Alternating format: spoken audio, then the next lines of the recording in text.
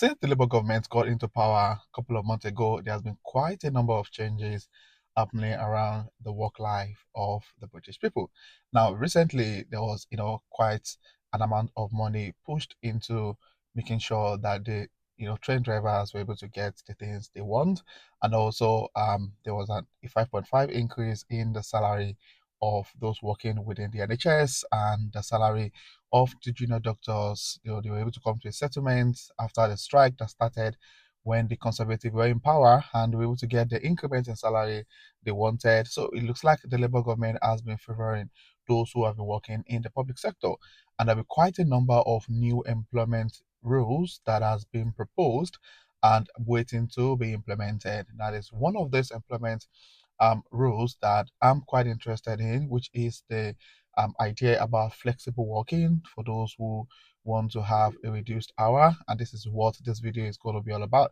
And the question is the working life of the British people going to improve with the Labour government in power, or what exactly are we to expect? So yeah, that's what we're going to be having a chat about in this video. So if this is something you'd like to know more about, if you're working in the UK, you're planning to move to the UK on a work visa, then you sure do want to stick to this video till the end. And if you're coming across my channel for the very first time, do want to hit on the subscribe button to join the amazing growing family. And by turning subscribers, thank you guys for being here. I really do appreciate you guys. So without further ado, let's get right into the video. According to reports, full-time workers could be given the right to ask their bosses for one. Currently, the average working week for full-time employees is 36.6 hours. Employees have the right to request flexible working, but companies have no obligation to agree. The Education Minister, Baroness Smith, says flexible working would enable fewer days to be worked through compressed hours. Well, a second pilot of a 4-day week is scheduled this autumn. Well, it's a pretty contentious issue. There's some campaigners for the 4-day week, and small business owners disagree about it. We've worked with kind of hundreds of companies across the UK in the private sector. That's been a reduction of hours that we've seen. So companies have been reducing their hours, maintaining pay. And as a result, we've seen it's been a win-win for both workers and employers. We've seen productivity being maintained, and then the well-being of workers improving, better work-life balance for everyone, and that being passed on back to the workplace. There's lots of sectors where this just isn't feasible, particularly if you're consumer facing, retail, hospitality. They can't simply close a day and they can't pay their staff for 4 days, for 5 days, and just have them working for 4 days when they've got to stay open. They'd end up hiring more staff, and we're particularly at the moment, we know the last few years have been really hard for small and medium businesses.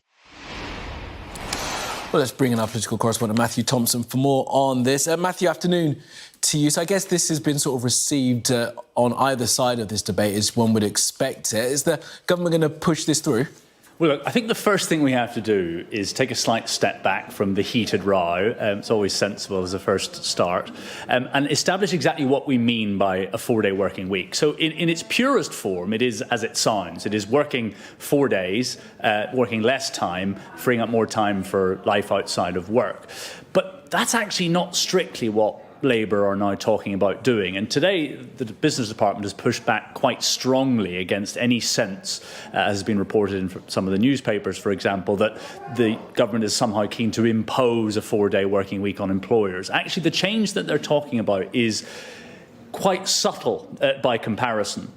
It's always in the nuance, isn't it? What they want to do, and you alluded to it there in your introduction, is it's more about flexible working and actually giving people the right to ask for flexible working conditions, including that key word that you mentioned in the introduction, compressed hours. So doing the same amount of work, but just doing it in less time. And so at the moment, as you say, workers have the right to request flexible working, but employers don't have to comply. So one of the things Labour says it wants to do is place more of an obligation on employers, who will have to listen to demands for flexible working, but don't necessarily have to comply if, and this is Labour's key phrase, it's not reasonably feasible to do so. So this is what I mean about the nuance.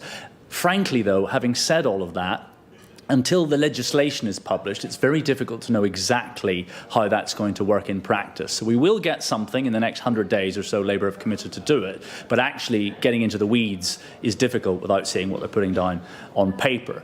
The politics of this is different, though. The Conservatives have clearly got an interest in painting Labour as in the pockets of the union barons. They've been doing so recently after the various pay settlements with public sector workers, with doctors, with train drivers and the like. And Kevin Hollinrake, the Tories' shadow business secretary, is quoted in the Telegraph today saying that despite warning after warning from industry, Angela Rayner is pressing ahead with her French-style union laws that will make doing business more expensive in the UK. And that's clearly the angle they're pushing. Labour pushing firmly back on that, saying that their plan for making work pay is a growth-based strategy and that it's more about, as I say, in the practicalities of tweaks, more subtle tweaks to the right. The video is that workers in the UK could get rights to request 4-day compressed week. So it means that instead of working 5 days, you can actually ask your employer from the start. You don't have to finish your probation or anything.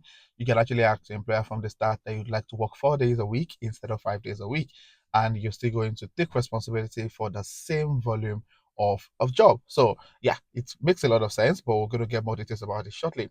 Now, employees could work longer hours over fewer days under government proposal for flexible working, which is quite interesting. And many people work 37.5 hours. So it means that you need to work about 8 hours roughly per day to meet up with your contracted hour over 5 days. So the major policy now is that you can actually decide that, oh, I want to work longer hours. So instead of working 8 hours a day, I want to work for 11 hours, 10 hours a day, and I want to work only for 4 days. And you still get paid the same salary. You're still, be required to work the same contracted hour, and that's the new proposed policy. Now, workers in the UK could be given the right to request a 4-day working week under new government plan, but would still need to clock in their usual contracted hours. The Education Minister on Friday morning dismissed reports of businesses being forced to accept this demand and said workers would be given the option to work fewer days through compressed hours. So it means that you can actually propose that to your employer, have a conversation about it to see if it's something that they will be willing to do.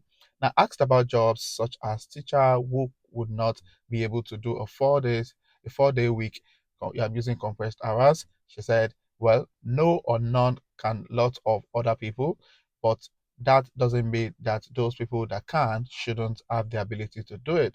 So the Department of the Business and Trade spokesperson also denied Labour would impose the working pattern of businesses. So the truth is that there are quite a number of people that cannot do this. For example, those who work as teachers, these people have to be at work for 5 days because the children are at work for 5 days, and it becomes almost impossible for that to happen. They might not be able to take off time, decide to work longer hours. It means that you need to keep the children in school for longer hours, which is obviously illegal. So the question is, for people like teachers, how then do they work around this?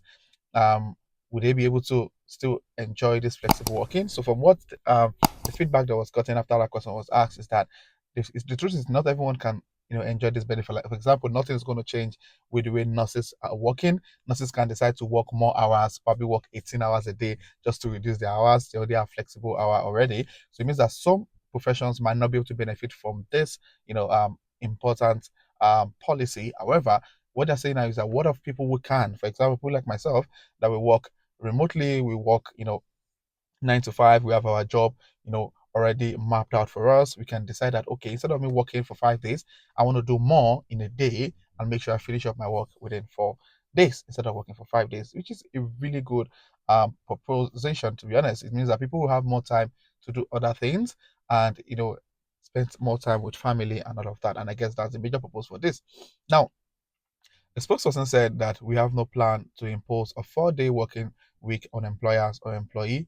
Any changes to employment legislation will be consulted on, working in partnership with businesses.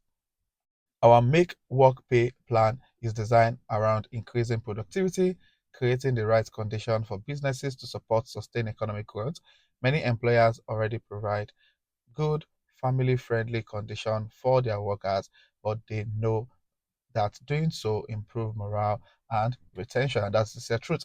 In my organization, I have so many of my colleagues, senior colleagues, junior colleagues, who work 4 days. But the difference between what they're doing now and what the government is proposing is that those who work 4 days, they have like reduced hours, so they are not paid the same salary as what they would have done in 5 days. So instead of working for 5 days, they are working 4 days, reduced hours, and their salary is prorated.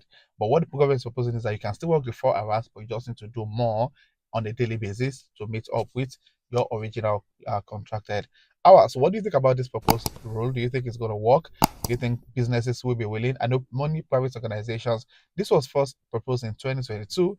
It wasn't accepted. I think there was a 6-month trial that was done, but many of the businesses were not happy. Some were willing to go on with it, but many of the businesses were not willing to go ahead. However, with the new proposal in 2024, do you think businesses will be willing to go through that route and open for 4 days? For example, some stores that open for 4 days, for 5 days, in the retail industry, how do they get to manage this? How do they get to work around, this whole 4 day a week contracted hours? So yeah, let me hear your thoughts about this. If you're working professionally in the UK, do you think where you work at the moment that policy is going to work? If it's not going to work, please tell us in the comment section why you think it's not going to work on your current role. But in my own job at the moment, I think it's going to work if they are actually willing to implement that proposal. So yeah, I hope you find this video informative. If you do, please click on the like button. And if you have any comments around what has been mentioned in this video, please state in the comment section. And if you're coming across my channel for the first time, do also hit on the subscribe button to join the amazing growing family. And my returning subscribers, you guys are the real MVP. Thank you for being here. I really do appreciate you guys. So this will be the end of this video, and I'll see you guys in my next video. Thank you.